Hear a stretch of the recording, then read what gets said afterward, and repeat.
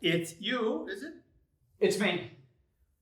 Were you planning on introducing yourself at some point? I'm very grateful. I realized it was strange my calling you out of the blue like that. You didn't have to give me the time Your of day. name was... Will Grauben. Will Grauben. Pleasure. No, mine. Really, Mr. Innocenti. I don't want to impose or anything. Jake, please. Mr. Innocenti. Nobody calls me that anymore. I'm just Jake since I retired. Jake. Will. Short for William? Yes. Of course. You knew my son. Sort of. We worked together.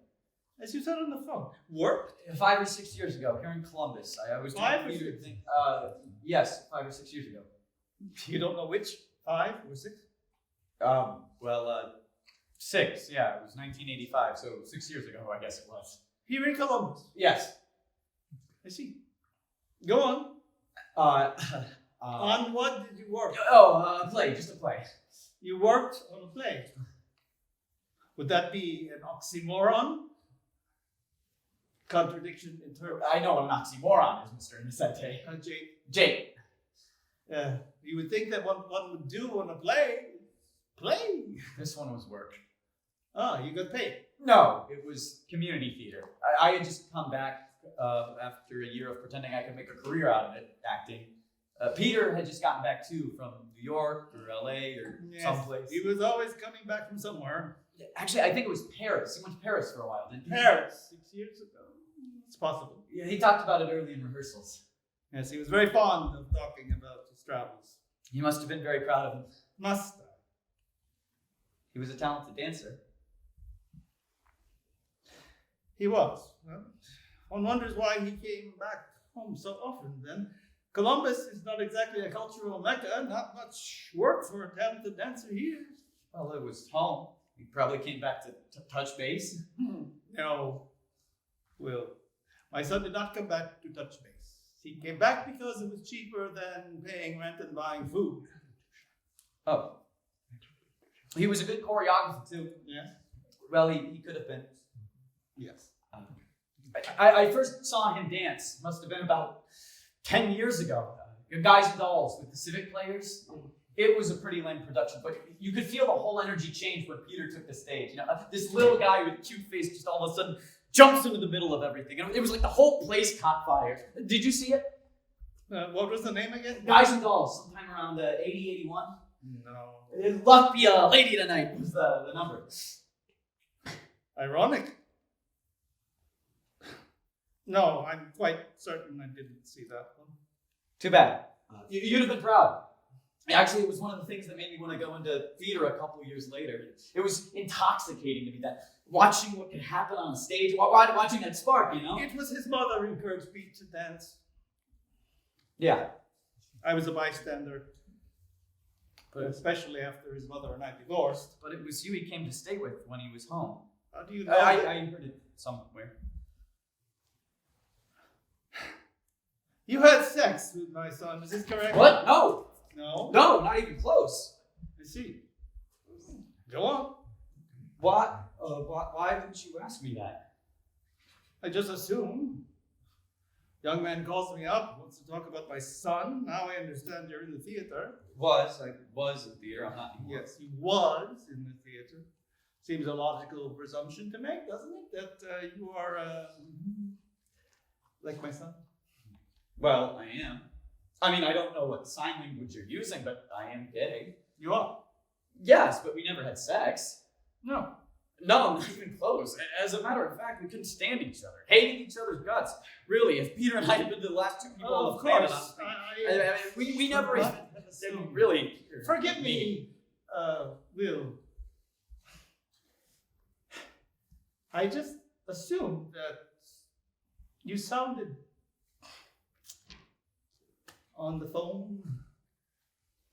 I just assumed that you were a young man who wanted to talk about my son. Tell me something about my son. Something I did not know. Something that only the, I assume, multitude of intimate associations he had from Paris, New York, or San Francisco, or even right here in Columbus would have, that you felt some compulsion to share with me because Pete could no longer do so himself. you would not be the first to do this. Just the other day, I received an enormous letter on scented lavender stationery, butterflies at the bottom of every page, from a young man named Spence in Tucson, Arizona. It was quite pungent, that many pages scented in one envelope. First, I thought it was a sample of a laundry product. But he was not the only Spence, the young man named Spence, to do this. At first, I thought perhaps it was just the name was part of the attraction for Pete. There have also been 2 Anthonys, 3 Seans, Raoul, Vincent, and an Etienne. Nice to know he was so popular, I guess. The name Will did not exactly fit into the list, but I thought perhaps it was short for something more exotic, like Willoughby, Wilfred, Wilhelm. To be honest, there was probably a time I wanted to be a part of that list, Mr. Innocenti. Jake. I was probably a little bit in love with him too. Yes. Before I got to know him. Yes. But I wasn't like in love with him. Of course. I never knew him well enough for that. Neither did this Spence from Tucson, I'm guessing. Maybe not. I did respond to a couple of them, these Sean and Spences. I told them they were not alone in their attraction to my son. No one wrote back. Oh, I doubt they're surprised. I'm not surprised. He had that spark, you said. Power. Really? I pity he didn't find something better to do with it. I thought you were on good terms with him when he died. Have I led you to believe otherwise? No, but you seem. I didn't get a chance to go to the memorial service. A friend of Peter's, Diane Firestone. You know her? Yes. Diane. She told me about it. It sounded beautiful. Yes, very nice. Yes. All of Pete's performer friends came to talk about him and perform. It was a wonderful opportunity for everybody to say goodbye. Pete would have been pleased. Were you pleased? My child was dead. I'm sorry. No, don't. And I'm sorry I missed it, the service. What would you have said if you'd come? That you and my son hated each other's guts? No. This is the truth, yes. That's what you said a moment ago.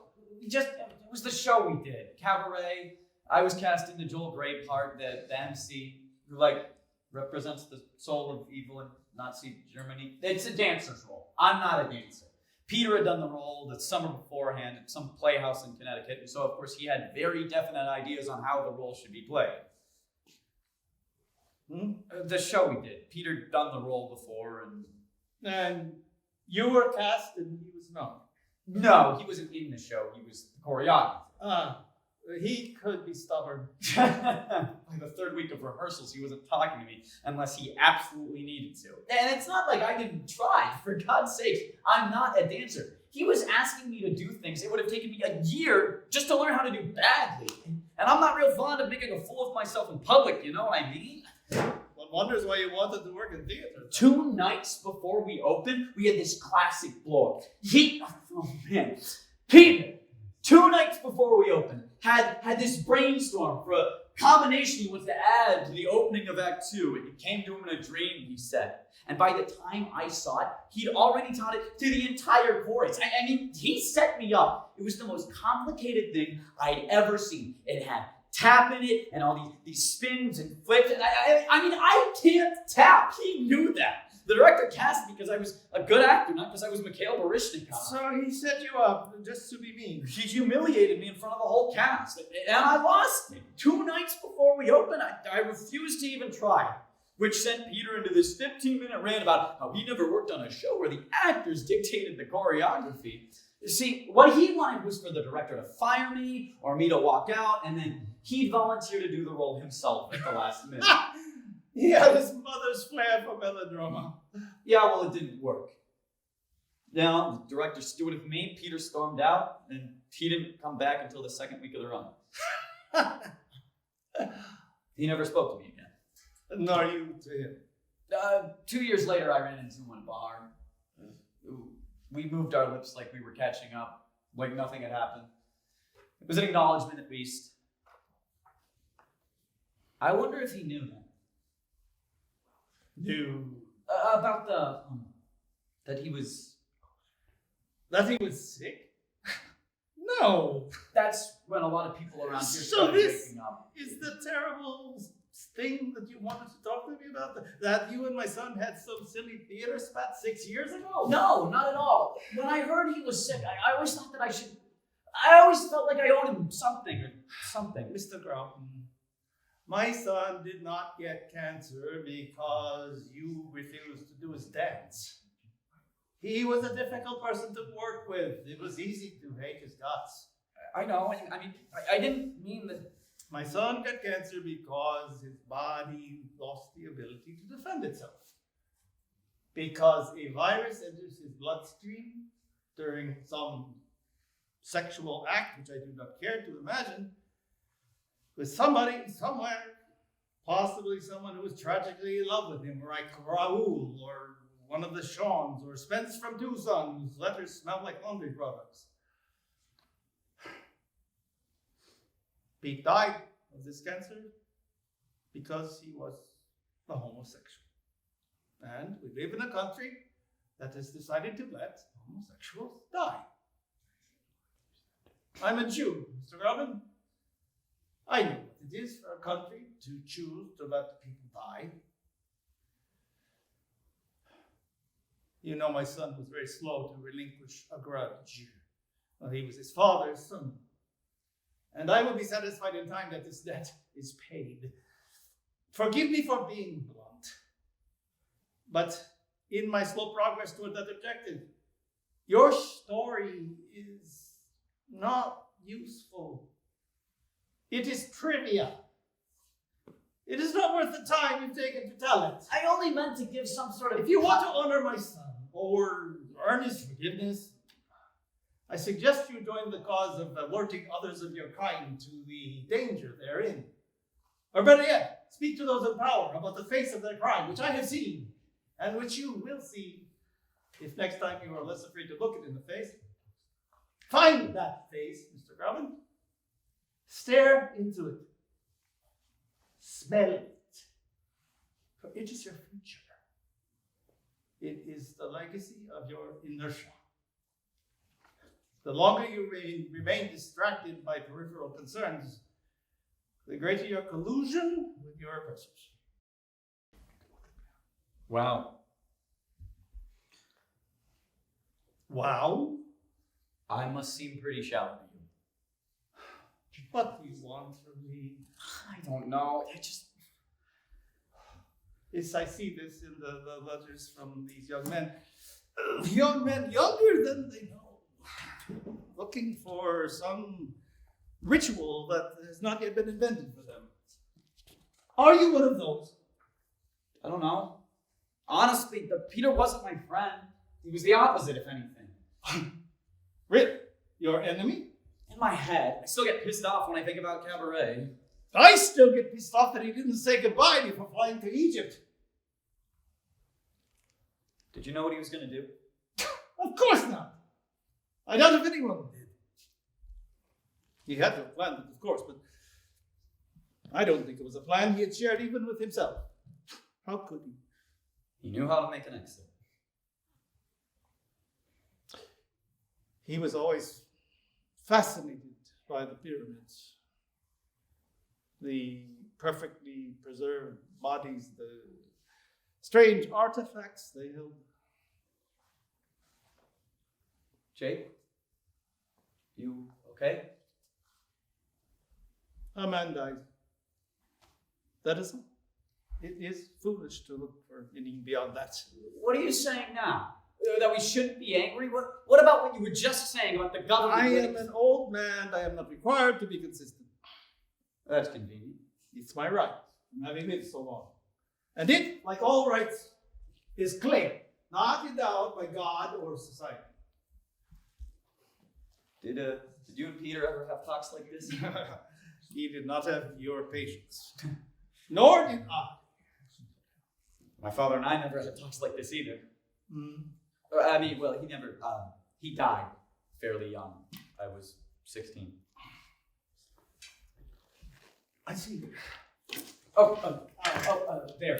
you Something want else me that we had in common. to talk? Do you want me to? No, I'm fine. Sorry, what?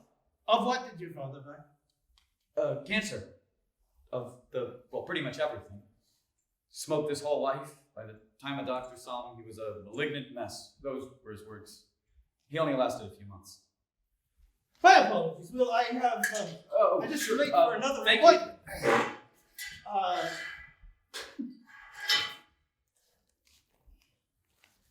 It has been my pleasure. Do you want me to give you a ride? Certainly not. I'll call a cab. It's 100 steps to the bus stop. I'll walk you at least. I'm not a dog. No, I mean, so we can chat a little more is all I meant. The summer's young. We can chat again. We can? If we must. I'd like that. There's so much more I haven't gotten a chance to say. Yes, but my engagement. Goodbye, Will. Bye. Oh, the thing that we have in common. I was 13 when my father died as well. According to the records. We'll chat again.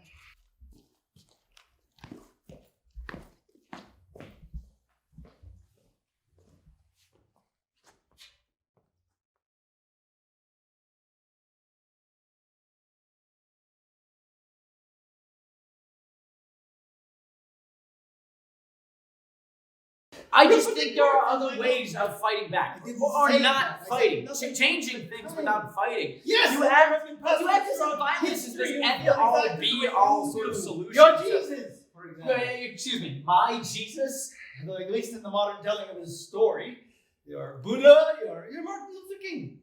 Gandhi, don't leave him out. Gandhi. I like it. He was shrewder than the others. Was he? You would know. He lived longer, that's one thing. You knew them all, didn't you? You know everything. More than that, he knew what he wanted and he took steps to get there. The others, like you and most of your marshmallow generation. Oh, just to be clear. The others had no idea what was going to happen once they... The Jew, Jesus. He was a brilliant public speaker, beloved by all who heard him. So much so that when he was murdered, the loss was so great, they had to start a religion in his name. A religion since used by men in power to justify the most horrible human misery imaginable. And Mr. King, who had the dreams, once he was murdered, America, newly aware of its racial inequalities, lets most of its African American citizens slip into a permanent underclass in overcrowded prisons and crumbling neighborhoods, while the new champions squander their rage on the naming of city streets. Martin Luther King Boulevard, Rosa Parks Avenue. Pathetic. Don't stop. Aren't you going to trash the Buddha too? I know very little about the Buddha, except he smiled too much. Anyone so overweight cannot use his life usefully. No. Gandhi, however, he took steps to do what he wanted. He fought to end the oppression of his lifetime, as I have fought. So what do you want us to do? Fast for more funding for AIDS? No! That is so... The mistake you always make. You see the method, the fasting, and you miss the political strategy altogether. Jake Innocenti could refuse to eat and no one would care, except perhaps his young wife, who's an excellent cook, could easily get him back to the table in a couple of days. No. Gandhi's brilliance was not in his method. It was in the way he shrewdly maneuvered others so that he got into a position of power, and the fasting mattered to his supporters and his detractors alike. Are you listening to me? I saw the movie. I thought Ben Kingsley was fantastic. A joke. This is a joke. I'm sorry. Let me be explicit. You are a coward, Will Grauben. Why? Because I'd rather talk to my enemy than destroy him? Your enemy. You do not know your enemy. How on earth were you taught? I know my enemy. My enemy is ignorance and fear. I don't believe in politics and I don't believe in fighting. We have to educate, not obliterate. No, saving the world one bumper sticker at a time. And what if your enemy obliterates you in the process? It's not about me. It's about the world changing. AIDS has made us visible, not as freaks, but as living, breathing people with lives and dreams and talents and boyfriends. Just like that. Yes. No. But eventually. What an optimist you are. Optimist, not marshmallow. I'm gaining ground. An optimistic marshmallow. So sure his sweetness will tame the rabid dogs. Rabid dogs? What rabid dogs? People are not fundamentally evil. Some of them are. You live long enough, you'll know this. Yes, but it's so horrible to believe that people can change. You have been talking to my wife. Jake, when did I meet your wife? I've never met your wife. Either of your wives. You might have been meeting her here, secretly. You might have called her, as you did me, on the pretense of bearing your guilt about Peter. Bearing my what? That's not why I called you. Jesus, you're getting paranoid. Wrong. I have always been paranoid. That's why I'm alive to tell you about it. It was the paranoid who left Berlin when they did. My mother and my father should have been so paranoid. You left on your own? How old were you? It's a long story. You brought it up. You always say that. You brought it up. How old? I left with another family, my business associate of my father. How old? 13. I was to return in the spring, but when spring came, there was nothing to return to. I was adopted by the Innocentis. In our paranoia, you see, we decided it was best not to retain my German surname, even in Switzerland. Christ. So you never saw them again after that? I found them much later. Dry parchments, smeared with the most delicate strokes. So, German. Their names on a registry at Dachau. It still strikes me as strange. Why did they write down the names? You probably don't remember them that well if you were only 13. Why document when the point was to obliterate?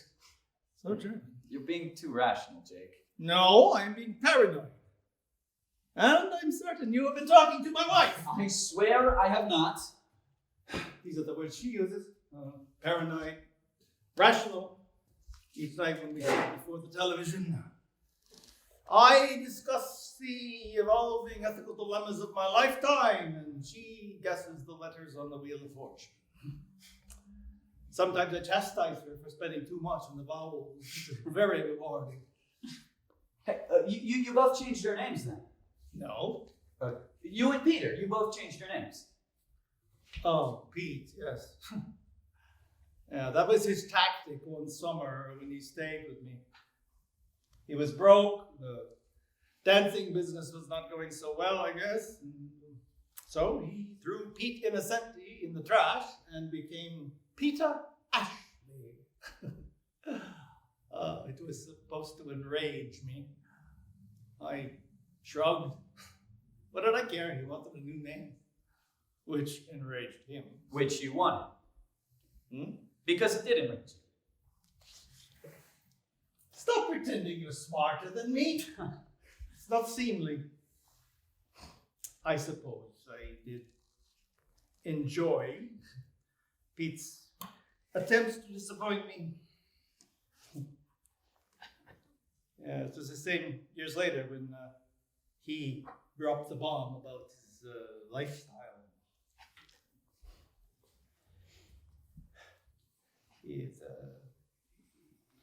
At first I just laughed. It seemed so absurd. My son, the dancer, kissing other boy dancers. Yeah, it's really funny. Well, it's not as if the thought hadn't crossed my mind. He was almost 30. He'd never so much as mentioned the girl he was interested in. And working in theater. Yes, working on plays. Playing the callboy in New York, San Francisco. It was a play he did. I saw pictures, outrageous pictures of Pete naked doing the most unspeakable things in front of an audience, what I cannot imagine. And you hadn't figured out he was gay? That's the maddening thing about stereotypes. They're so often correct. It was the last day of his visit. He was going to return to New York.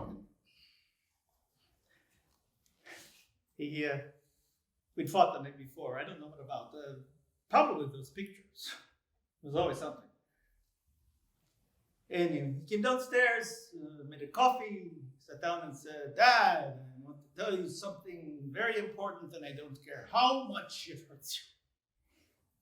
I'm a homosexual." You laughed. Well, what is one supposed to do? What did he want from me?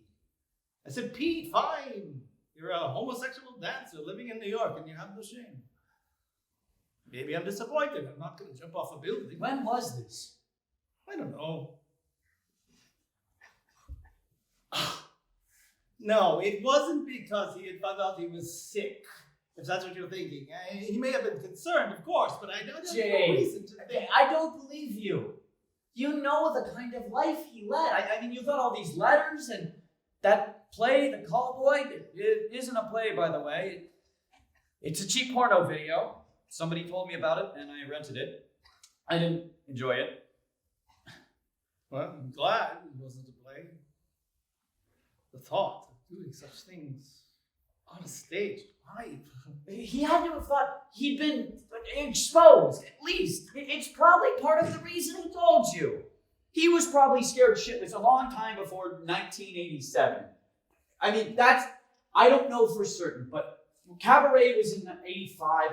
When I look back on how he treated me then, I wondered if he wasn't just going nuts with AIDS anxiety. And it was easier to beat up on me than it was to deal with that. And to get one last chance to play the MC again.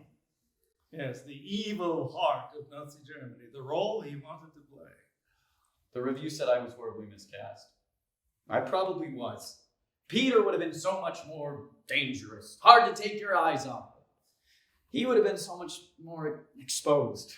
That's part of the stereotype too, isn't it? The flamboyance. Everybody look at me. I'm the only thing that mattered. Of course you were miscast. Imagine you, the evil heart, as anything.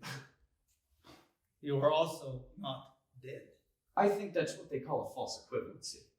Oh, trying to intimidate me with a fancy language. Me.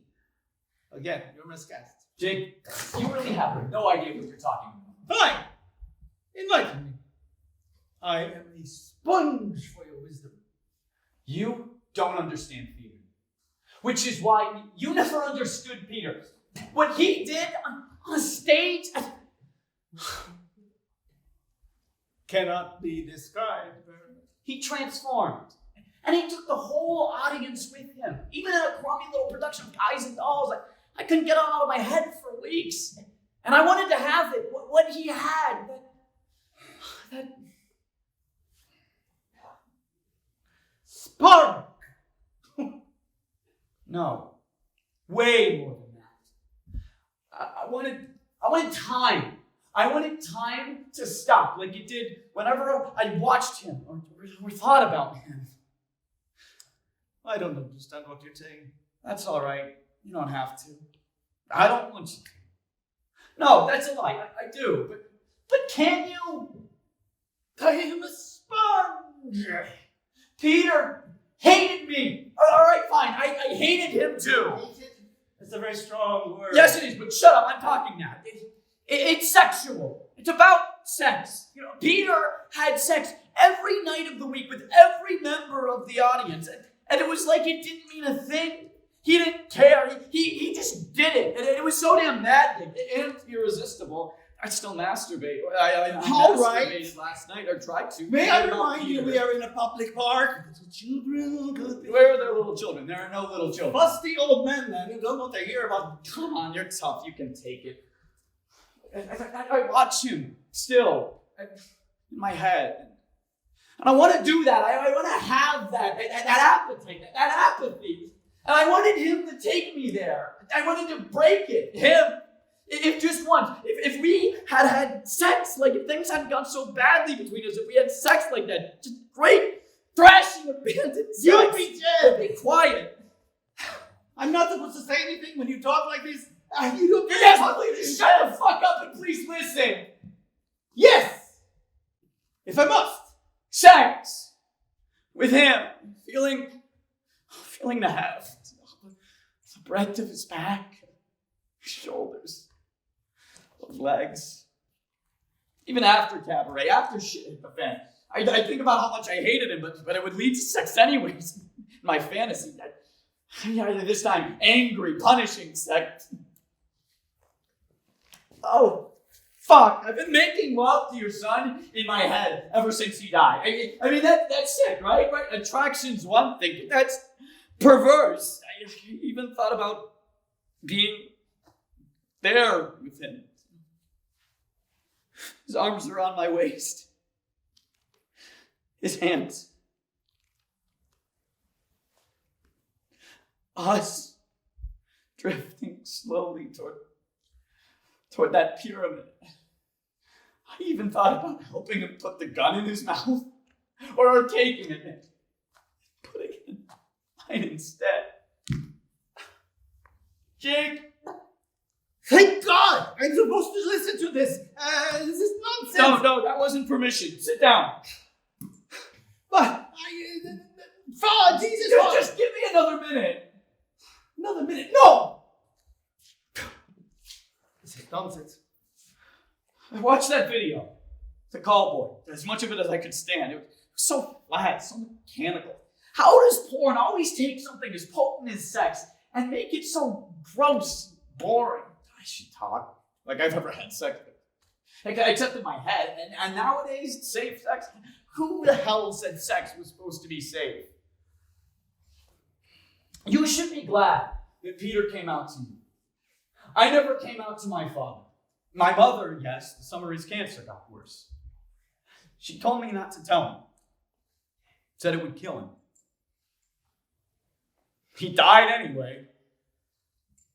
Maybe he did it to hurt you, but that's not all it was. He wanted you to know him. I know this.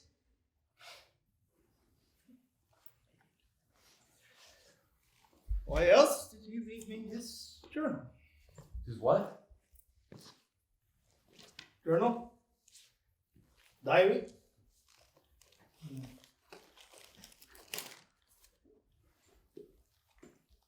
I prefer a journal that sounds less effeminate. Wait, he kept a journal? I found it in a box in Cairo when I went to collect his things. We found several others later at home. We've been talking here every week for a month about Peter, what went through his head, and now you tell me you had his fucking journal all Relax! along? I'm not going to let you read it. Of course not. I didn't think you would. He even gave it a title. Pass the ducks. Pas de deux. Right. I always got that wrong. Sure you do. It's a dance for two people. I know this. He used to hate it when I would mispronounce the words. Ply. What's that? Ply. It's plié. 2 syllables. Oh. Odd name for a journal. Isn't it? A dance for 2 people. I read most of it on the plane ride home. he mentions the conversation, the one where he told me his big secret. He says, I refuse to listen. Why would you say that? Maybe because you refuse to listen. I listened. It just wasn't that big a deal to me. He says such awful things about me in here. How he felt so abandoned. How he refused to go quietly into oblivion without being acknowledged. That's the word. For what I wanted when I thought of Peter, oblivion. I love that word. You might consider becoming an alcoholic. Yeah, except I don't drink. What a surprise. He says nothing, by the way, about the young man who refused to do his choreography. Of course not. Why would he? Mentions other men. Men who he had relations with. Some of the entries seem written directly to me. These, not so much. But you read them. Not every word. But the ones written directly to you. Yes, those I read. Very painful. He never forgave me for divorcing his mother. But he stayed with you whenever he came home. That was her idea, I think. He was her only source of information about me. She wanted to make sure all my obsessions were still intact. To see if I'd gone off the deep end with the Alzheimer's hit. Alzheimer's? Yes. Another bad joke. She hated it. Alzheimer's, what's that? 1, 2, 3, 1, 2. What was I saying? You want to read it? Yes, of course. No. It's not my place. What obsessions? You said your first wife with your obsessions were still intact? Just one, really. One man. Who?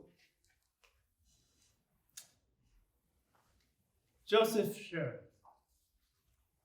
I first heard of him from a couple I met in Salzburg. As far as I know, Sharon never laid a finger on anyone in their family or mine. But they wrote me later about a Dr. Joseph Strickland in Pittsburgh. They had evidence, strong evidence, that Dr. Strickland was the same Joseph Sharon who had conducted certain medical experiments at Dachau. Medical experiments to determine the effects of hypothermia on German soldiers. You don't have to talk about it. Male soldiers were subjected to ice baths until they lost consciousness. Then they were dragged outdoors and strapped to wooden planks while naked women, sometimes their wives, their daughters, were forced to copulate with them. Sharon and his associates kept track of all the physical and emotional effects. Oh, Jesus. He kept track of everything. so German. I've heard of this, stories, but I never knew anyone that. Sharon was not exceptional in his cruelty. The only reason he stood out for us was that we knew where he was and we had all the evidence we needed. Photographs, depositions, the attention of elected officials in West Germany and Israel, and then finally in the United States. So you got him? He had a wife, Rebecca Strickland, whose only known family, her parents, were said to have died serving as Christian missionaries in South America. South America, right. That's where supposedly a lot of Nazis went after. Supposedly? Papers were drawn up in Europe and in here for his arrest and extradition. Did we get him? No, we had him. The night they were to make the arrest, Rebecca Strickland said that her husband had suffered a heart attack in the night. Couldn't they? I mean, if you had the papers. He was registered as a missing person 2 days later. His car, a green station wagon, was found abandoned in a field not far from his home. One newspaper, I have the clipping, speculated that Dr. Strickland was a victim of foul play by a small terrorist group who had been harassing him for months, claiming his association with Nazi atrocities. They came after you? No. They knew we were right. They just didn't want to admit their failure. Who wants to admit to wasting 20 years for nothing? Did Peter know about this? No. Not unless his mother told him. No more talking today, all right? Sure.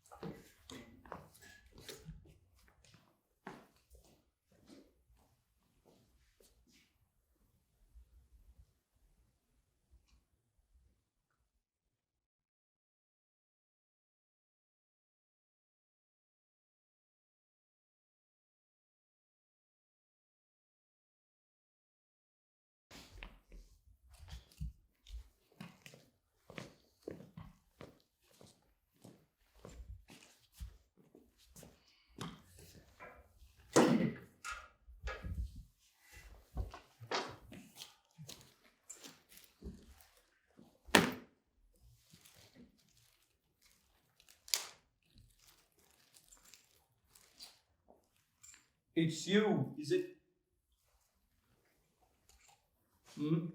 Were you going to introduce yourself eventually?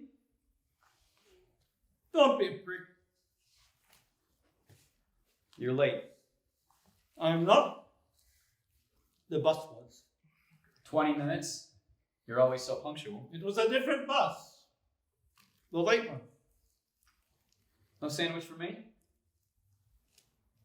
There's half left. No thanks. It's good. Jenny made it. Corned beef, the good kind. Yours? Aren't you going to ask me what I'm reading? Past the docks. Finally. You've had it for 3 weeks. It's not Pete's. I have Peter's here. It's a different one. A different what? Diary.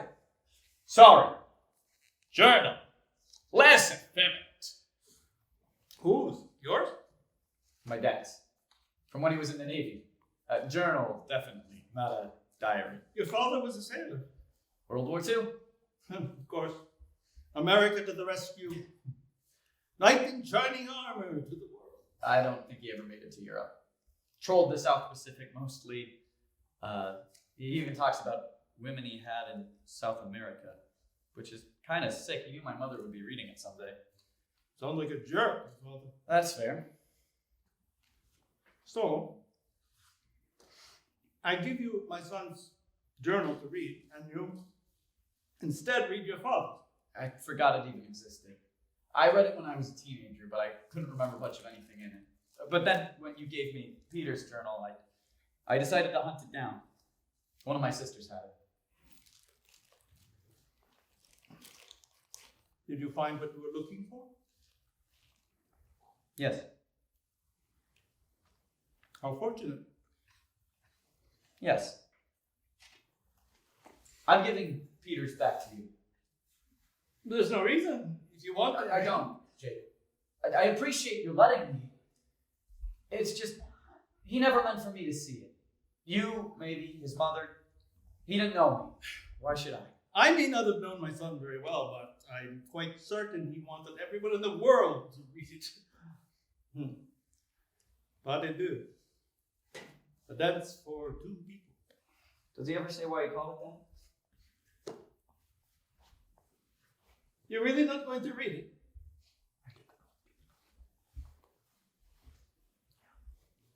He just mentions the joke.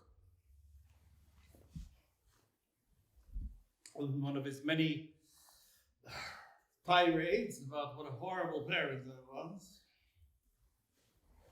Apparently, it was the ultimate disdain for his art to keep saying, pass the ducks. Seriously. He wanted something very simple from me, respect. And I did respect him, I do. But I never said it in a way that he wanted to hear it. I feel like I'm supposed to say something comforting here. No, not necessary. Don't exert yourself on my account. There was one thing I remembered from my dad's diary, which is why I wanted to see it again. Except I started at the beginning and read the whole thing straight through. I've forgotten about all the embarrassing stuff, the women in Colombia or Ecuador or wherever. Probably an island. Trolling the South Pacific, you said? Like the musical. You're kidding. Cabaret, you've never heard of, but you know South Pacific. It was probably on the Wheel of Fortune. Rodgers and Hammerstein, right? Yes, Christ. Well, maybe it was Jeopardy then. No! I remember.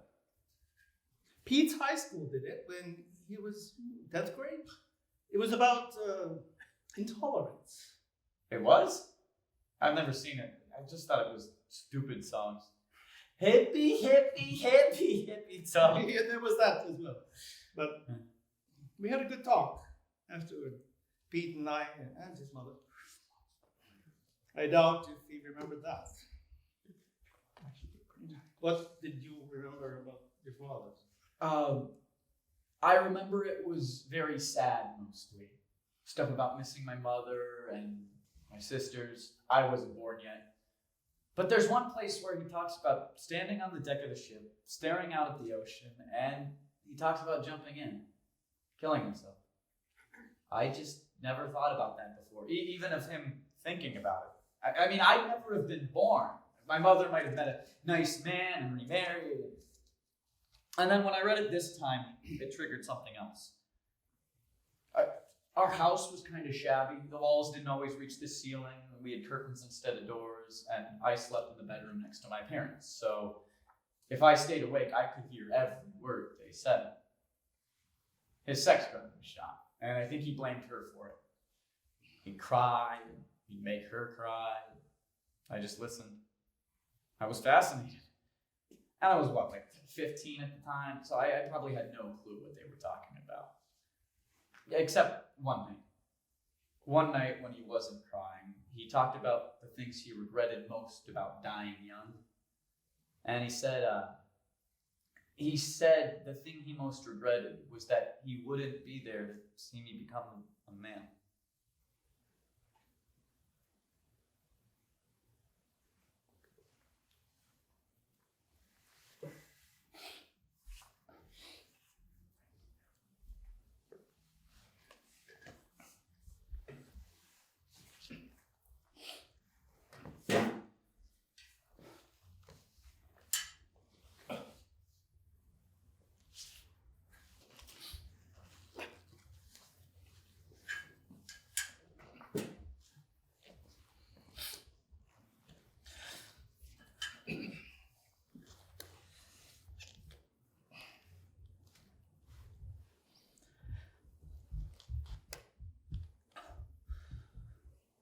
The things we wish for. How long did you know Peter was sick before he killed himself? This is what we're talking about? We are now. Fine. I never. Ever. I knew he was gay, suspected, then knew once I read his journal, but he had had sex with many people, many men. But I didn't know. That makes no sense to me. You knew what his life was. You never once worried he was going to die of AIDS? He did not die of AIDS. He died of a bullet to the head, which is worse, yes? To succumb to the monster, to roll over and submit. This is what they say about the Jews, you know? How did we let it happen? Why did we not fight back? The Americans are so stupid, so naive. Pray your country never falls as mine did for a charismatic madman whose every molecule oozes hatred. Jake, have you thought of killing yourself this summer? What the fuck? Because I talked to Jane. I knew it! No, we talked once, last Thursday. She got my number somehow. It's on a notepad by the telephone. I knew she would do this. She told me that earlier in the summer, about a month ago, she found you in the basement at 3 a.m. playing around with some rope and a ladder. She swore she would tell no one. I told her how easily it would be misunderstood. Misunderstood? Some rope and a ladder? I wasn't going to use them. I just wanted to understand how Pete think his life so devalued, so unimportant that he should end it. He was going to die in a horrible So way. you say. Do you think my parents, given the choice, would have taken their own lives in the camps? No. Their purpose was to live, to pray for intercession, the Americans in shining armor, or a plague from God to kill all the Nazis. There's one thing I will never understand is how my son could surrender this way and not live as long as God allowed, cared for by those who loved him.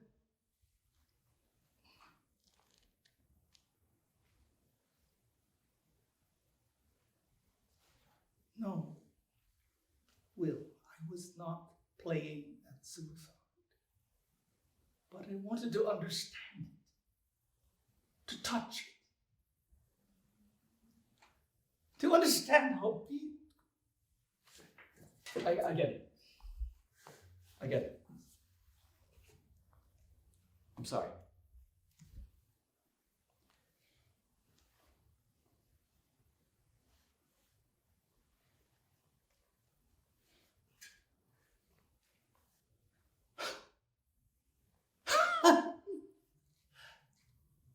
This is our last time, isn't it? What? You brought his journal back. You have something inside you, some itch to say something you're afraid to say. What else is there to say? Does Janie, in her wisdom, feel that you're somehow a bad influence on me? No. Or I on you? No, she thanked me. Did she? She said you've talked about things she's been wanting to talk about with you since Peter died. And for this, she gives you all the credit. The magical curative powers of talking. So American. And I think I might have a boyfriend. Oh. Nothing certain yet, but he seems... Is he a dancer? No. A dentist. Nice. And he likes the talking. No, definitely not. He makes fun of it like you do. In fact, the thing he says sorry, this might be a little inappropriate, but the thing he says sooner or later, every night we're together, is can we shut up and fuck now? Lovely. No more details. Gotcha.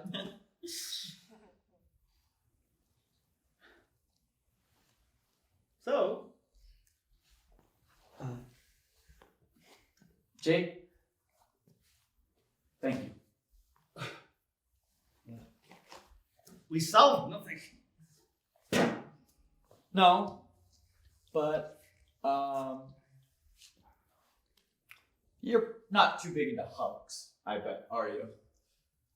Your intuition is impeccable as always. Come on. Do quickly what you must do.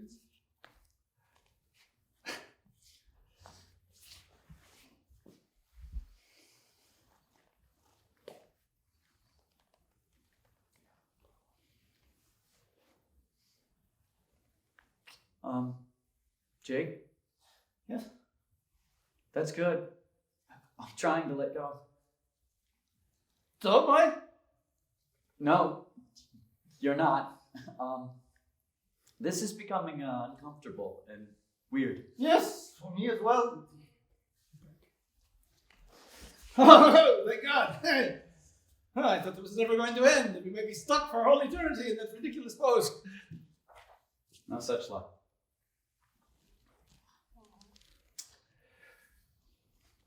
Well, then. Listen, you have my number. Yes! You can call me anytime. In mine. Do you want to ride? No. I'll... The bus?